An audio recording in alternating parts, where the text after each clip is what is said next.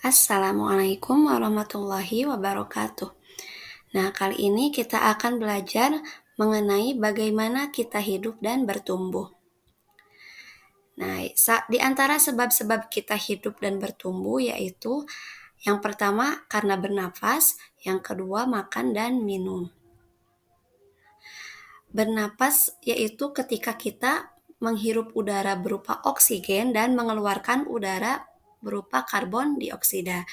Nah, ketika kita bernafas, ada beberapa bagian tubuh atau organ tubuh yang terlibat dalam proses pernapasan tersebut. Nah, kali ini kita akan mengenal organ pernapasan pada manusia, di antaranya yaitu hidung, faring, tenggorokan dan cabang tenggorokan, paru-paru, dan diafragma. Nah, organ yang pertama yaitu hidung. Nah, hidung ini merupakan pintu masuk dan pintu keluarnya udara. Jadi, ketika kita menarik nafas melalui hidung pun saat mengeluarkan nafas melalui hidung dan juga mulut. Nah, di hidung ini terdapat rambut-rambut halus untuk menyaring kotoran dari luar. Jadi, ketika ada udara kotor yang masuk melalui hidung, nah udara tersebut akan disaring dengan rambut-rambut halus ini. Nah, kemudian udara yang masuk melalui hidung lalu melanjutkan perjalanannya melewati faring. Faring ini merupakan hulu kerongkongan yang merupakan percabangan dua saluran. Nah, di sini merupakan tempat bertemunya udara dengan makanan dan minuman. Nah, setelah melalui faring, udara masuk melewati tenggorokan dan cabang tenggorokan. Nah, percabangan pada tenggorokan ini disebut bronkus. Nah, pada bronkus ini terdapat sensor batuk. Jadi, ketika ada makanan atau benda asing yang masuk ke saluran pernapasan, maka otomatis kita akan tersedak. Jadi akan batuk sehingga si benda tersebut akan keluar dan tidak masuk ke saluran pernafasan. Nah, setelah melalui bronkus, udara masuk ke paru-paru kita. Paru-paru ini terletak di rongga dada tubuh. Nah, manusia ini mempunyai dua paru-paru, yaitu paru-paru bagian kanan dan paru-paru bagian kiri. Nah, di paru-paru ini ada satuan kecil yang dinamakan alveolus. Alveolus ini merupakan tempat terjadinya pertukaran udara antara oksigen yang kita hirup dengan karbon dioksida. Nah, selanjutnya organ yang terakhir merupakan diafragma. Diafragma ini merupakan sekat pembatas berupa otot yang terletak di antara rongga dada dan rongga perut. Ini merupakan gambar ketika diafragma saat mengambil nafas dan menghembuskan nafas. Nah, bagaimana sih proses pernapasan pada manusia? Tahap yang pertama yaitu ketika menarik nafas. Ketika menarik nafas, otot diafragma mengalami kontraksi, yaitu menekan ke bagian bawah tubuh dan paru-paru mengembang. Nah, ketika paru-paru mengembang, udara masuk melalui hidung menuju paru-paru. Kotoran akan disaring saat melewati hidung, trakea, dan bronkus. Jadi udara yang masuk paru-paru merupakan udara yang sudah tersaring ketika melewati hidung, trakea, dan bronkus. Nah, tahap kedua yaitu pertukaran oksigen dan karbon dioksida. Nah, tahapan ini terjadi di alveolus. Ya, jadi akan terjadi pertukaran antara gas oksigen yang didapatkan dari luar. Nah, sementara karbon dioksida yang dari dalam tubuh akan kemudian dikeluarkan. Nah, untuk tahap yang ketiga yaitu membuang nafas. Ketika membuang nafas, otot diafragma akan relaksasi. Jadi bentuknya akan melengkung kembali seperti di gambar yang tadi sebelumnya. Paru-paru akan mengempis dan gas karbon dioksida dikeluarkan melalui mulut atau hidung. Nah, ini adalah beberapa gangguan pernapasan pada manusia. Jadi ada beberapa kelainan atau gangguan yang akan mengganggu proses pernapasan kita. Yang pertama yaitu flu atau influenza. Influenza ini disebabkan oleh virus dan mudah sekali menular. Nah, penularannya melalui kontak langsung bisa lewat cairan yang dihasilkan dari batuk atau bersin si penderita.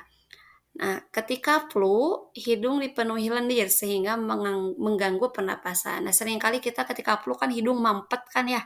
Nah, itu adalah salah satu gangguan dari pernapasan. Yang kedua yaitu asma. Asma ini terjadi akibat dari penyempitan saluran nafas. Biasanya ditandai dengan sesak napas disertai mengi. Mengi ini seperti ada suara ketika bernafas ya. Nah, yang ketiga yaitu bronkitis. Bronkitis merupakan peradangan pada bronkus. Biasanya ditandai dengan batuk berdahak dan terkadang dahak ini bisa berubah warna. Nah, selanjutnya yang terakhir yaitu tuberkulosis atau yang dikenal sebagai TBC. TBC ini merupakan penyakit paru-paru yang disebabkan bakteri Mycobacterium tuberculosis. Nah, setelah tadi kan ada 2 sebab kita hidup ya, bernafas dan makan dan minum. Sebenarnya mengapa sih kita perlu makan dan minum gitu ya? Nah, kita ibaratkan tubuh kita ini seperti mesin, maaf, seperti mesin yang membutuhkan bahan bakar. Layaknya mesin yang butuh bahan bakar, nah kita juga butuh makanan sebagai bahan bakar bagi tubuh kita agar kita memperoleh energi untuk melakukan aktivitas. Nah, ada beberapa organ tubuh yang terlibat dalam pencernaan pada manusia. Loh, kenapa dari makanan nyambung ke pencernaan? Nah, makanan itu tidak akan bisa diproses oleh tubuh tanpa melewati proses pencernaan. Jadi, zat-zat yang diperlukan tubuh dari makanan itu baru bisa diserap jika sudah melewati tahap pencernaan. Nah, adapun organ-organ pencernaan pada manusia yaitu diantaranya mulut, kerongkongan, lambung, usus halus, rektum, dan anus. Nah, pertama kita akan bahas mulut dan kerongkongan. Nah, mulut ini merupakan gerbang masuknya makanan ya. Jadi di mulut itu dengan bantuan gigi, lidah akan berguna untuk mengunyah makanan. Ya, lalu setelah masuk melalui mulut dikunyah, nah makanan akan masuk melalui kerongkongan. Nah, di kerongkongan ini terdapat gerak peristaltik yang menyebabkan makanan akan terdorong masuk ke lambung. Nah, setelah makanan menuju lambung, nah di lambung ini makanan akan dihancurkan sampai bentuknya menjadi seperti bubur atau pasta. Nah, di lambung ini ada enzim dan juga asam lambung. Enzim ini dapat menghancurkan karbohidrat, protein, dan lemak yang ada di dalam makanan. Nah, ada juga asam lambung yang dapat membunuh kuman dan bakteri yang ikut di dalam makanan. Nah, setelah makanan berubah menjadi bubur di lambung tadi, makanan masuk ke usus halus. Nah, di usus halus ini dibagi menjadi 3 bagian.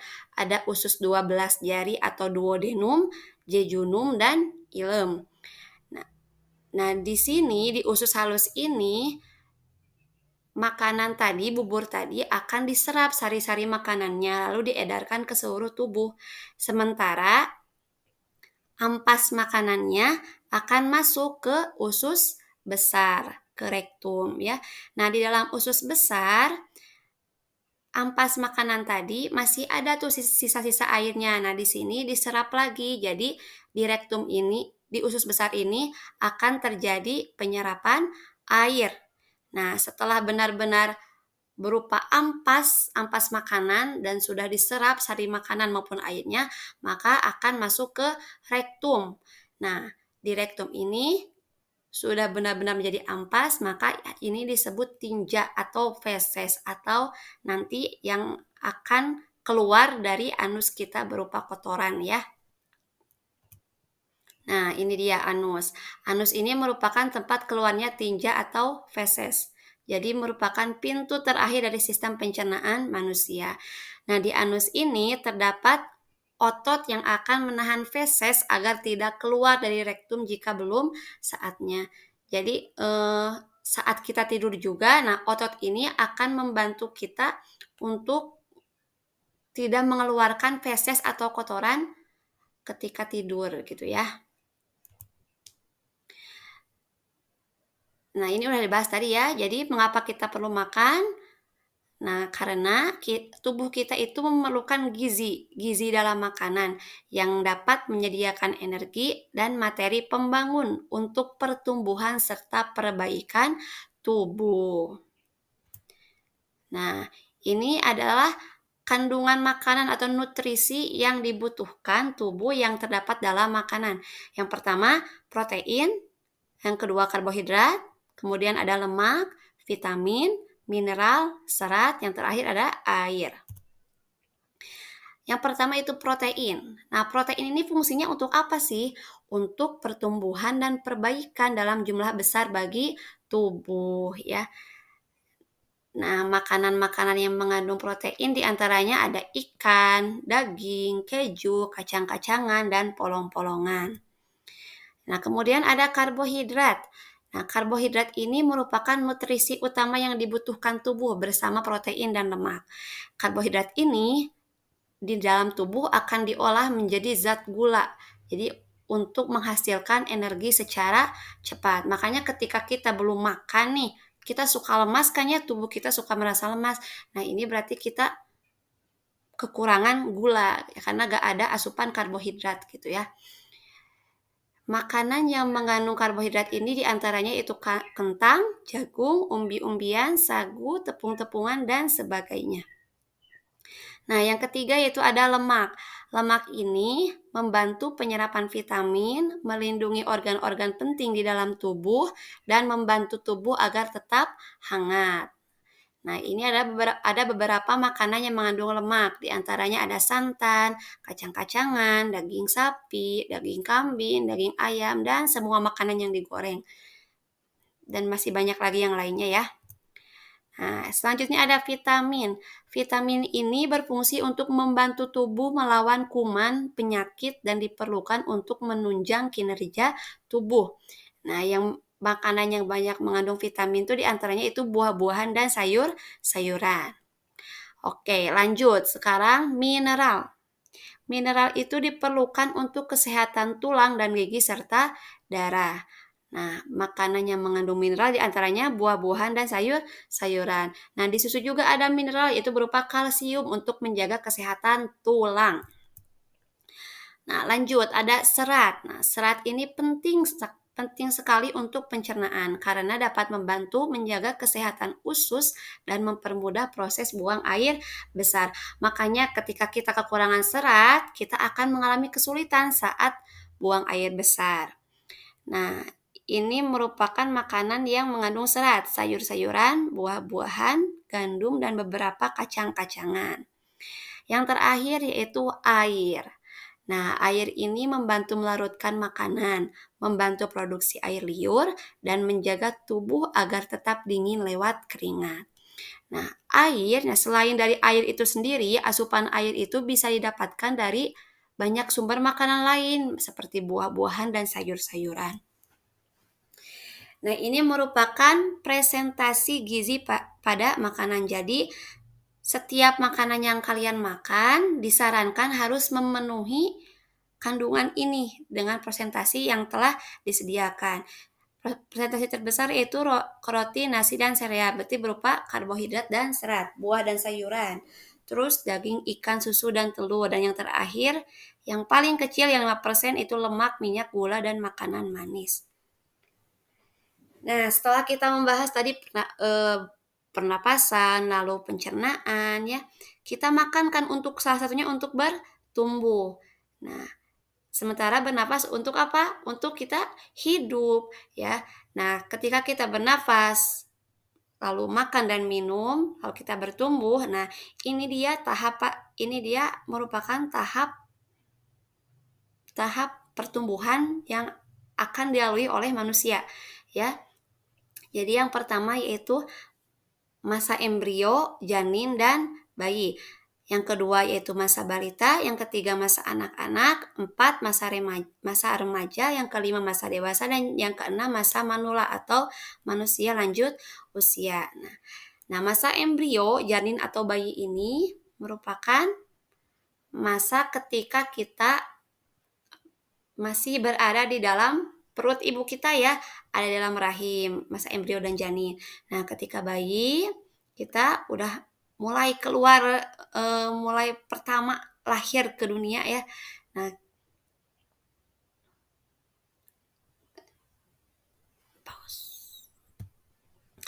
lalu kemudian, yang kedua kita akan melewati masa balita, yaitu dari 0 sampai 5 tahun. Nah, pada masa balita ini kita akan mengalami perkembangan yang awalnya kita misalkan hanya hanya terlentang, tidak bisa tengkurap ya, kemudian kita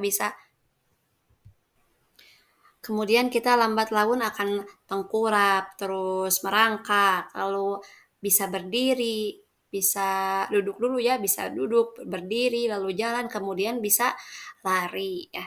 Lanjut kita akan masuk melalui masa anak-anak. Nah, masa anak-anak ini usia 6 sampai 10 tahun. Nah, ketika masa anak-anak ini, rasa penasaran itu akan semakin tinggi, ingin mencoba hal yang baru. Pokoknya banyak hal-hal yang kita pertanyakan tentang dunia ini ya. Jadi masa anak-anak ini masa kita banyak bertanya, penasaran dengan berbagai hal ya. Lalu kita masuk ke masa remaja. Masa remaja ini antara usia 10 sampai 17 tahun. Di masa remaja ini nih kita akan mengalami yang namanya pubertas, yaitu peralihan dari masa remaja menuju dewasa, dan masing-masing antara perempuan dan laki-laki akan mengalami beberapa perbedaan dalam masa pubertas ini yang akan dijelaskan nanti ya selanjutnya. Lalu setelah masa remaja ini akan masuk ke masa dewasa. Masa dewasa ini 17 sampai 50 tahun. Nah, di masa dewasa ini kita sudah bisa berpikir logis, bisa berpikir matang, menimbang baik buruk dari setiap perbuatan, dan sudah dewasa gitu, sudah bijak dalam berbuat. Lalu setelah masa dewasa ini kita akan memasuki yang namanya masa manula atau lansia, lanjut usia, yaitu 50 tahun ke atas. Nah, di masa manula ini kita akan mengalami penurunan beberapa fungsi organ tubuh. Misal, seperti kita tahu ya ketika kita melihat kakek nenek kita, ada kan beberapa yang kayak pendengarannya sudah mengalami penurunan, atau sudah merasakan, aduh misalkan sakit lutut, sakit pinggang, pokoknya banyak banyak rasa sakit yang terasa ketika sudah lanjut usia gitu ya. Nah, untuk rincian bagaimana tahap pertumbuhan pada manusia, nah kalian bisa dibaca lagi catatannya, dibuka lagi buku-buku pelajarannya ya. Lanjut. Nah, ini merupakan rincian dari masa pubertas, masa remaja tadi yang belum dirinci ya. Jadi ketika masa pubertas itu akan terjadi perubahan secara fisik, emosi maupun sosial. Nah, perubahan secara fisik nih khusus untuk wanita, payudara membesar. Payudara membesar ya khusus perempuan. Terus pinggul juga membesar. Lalu untuk pria nih jakun membesar khusus untuk laki-laki ya, khusus untuk laki-laki. Lalu tubuh menjadi lebih tinggi. Perempuan baik laki-laki itu mengalami suara terdengar lebih berat untuk laki-laki. Kalau untuk wanita suaranya jadi kecil, melengking ya. Lalu muncul jerawat baik perempuan maupun laki-laki. Lalu tumbuh rambut-rambut halus di sekitar ketiak dan sekitar alat kelamin. Nah, perubahan emosi yang terjadi perubahan suasana hati atau mood yang mendadak. Lalu memiliki perhatian yang lebih terhadap penampilan. Kemudian sering memikirkan apa yang orang lain pikirkan tentang diri kita. Lalu lebih mudah mengalami stres atau keresahan yang berlebih, ingin mencoba melakukan hal-hal atau aktivitas baru, dan merasa ingin diperhatikan oleh orang lain, terlebih oleh lawan jenis. Nah, terakhir ini, perubahan sosial pada masa pubertas. Lebih sering bertengkar atau berbeda pendapat dengan saudara. Ingin diterima oleh teman-teman sebaya. Lalu menginginkan kebebasan dalam mengambil keputusan. Kemudian sering mengalami perbedaan pendapat dengan orang tua. Nah, yang terakhir mempertanyakan peraturan yang ada di rumah dan sekolah. Nah, jika kalian mengalami hal ini pada usia berapa tadi remaja? 10 sampai 17 tahun. Nah, itu merupakan hal-hal yang normal ya. Berarti kalian sedang mengalami masa pubertas. Oke. Thank you. Ya, sekian ya pelajaran kali ini. Assalamualaikum warahmatullahi wabarakatuh.